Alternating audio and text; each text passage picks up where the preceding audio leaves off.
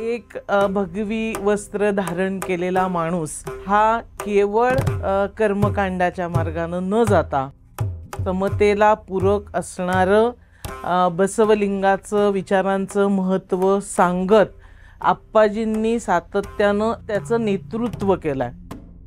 या मठात आल्यानंतर तुम्हाला पाणी मंत्र मिळणार नाही, लिंबू मंत्र मिळणार नाही, ताईत मंत्र मिळणार नाही, तुमच्या अंधश्रद्धेला खतपाणी घालण्याचं कुठलंच काम होणार नाही। तुमच्यामध्येच परिवर्तन घडून देण्यासाठी आप्पाजी इथं पुस्तकांचा प्रसाद देतात। प्रत्येक वेळा त्यांना भेटताना त्यांच्या शालीनतेने भारावून गेल्यामुळं मला सहजच रयत शिक्षण संस्थेचे संस्थापक कर्मवीर भाऊराव पाटलांची आठवण आली। त्यांना अगदी आईवडिलांनीही टाकून दिलेलं आहे, नाकारलेलं आहे। अशा मुलांची आयुष्य घडवण्यामध्ये देखील आप्पाजीने सर्वांना आपल्या छातीशी कवटाळण्याची करुणा घेऊन काम केलेलं आहे।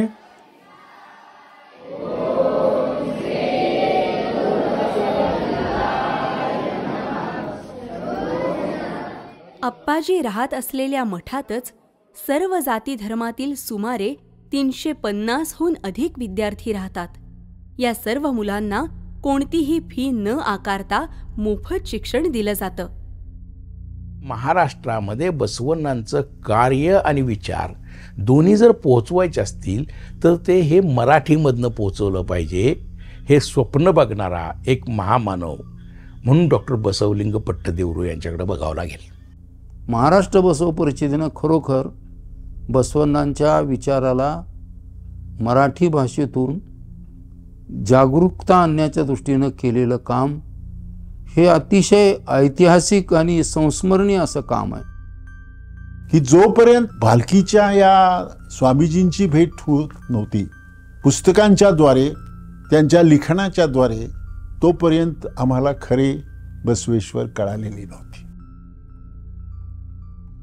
आणि त्याचाच परिणाम असा की आज गेल्या 2 दशकामध्ये महाराष्ट्रामध्ये मोठ्या प्रमाणामध्ये बसवतत्ववादी तरुणांचा एक फार मोठा समूह संघटना तयार झालेली दिसतात आपल्याला।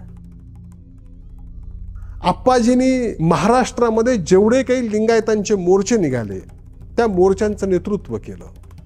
लिंगायत स्वतंत्र धर्म आहे हे कर्नाटक सरकारला पटवून देण्यामध्ये आणि तसा प्रस्ताव केंद्र सरकारकडे पाठवण्यामध्ये सुद्धा बसवलिंग पट्टदेवरू आप्पाजींचा वाटा हा मोठा होता।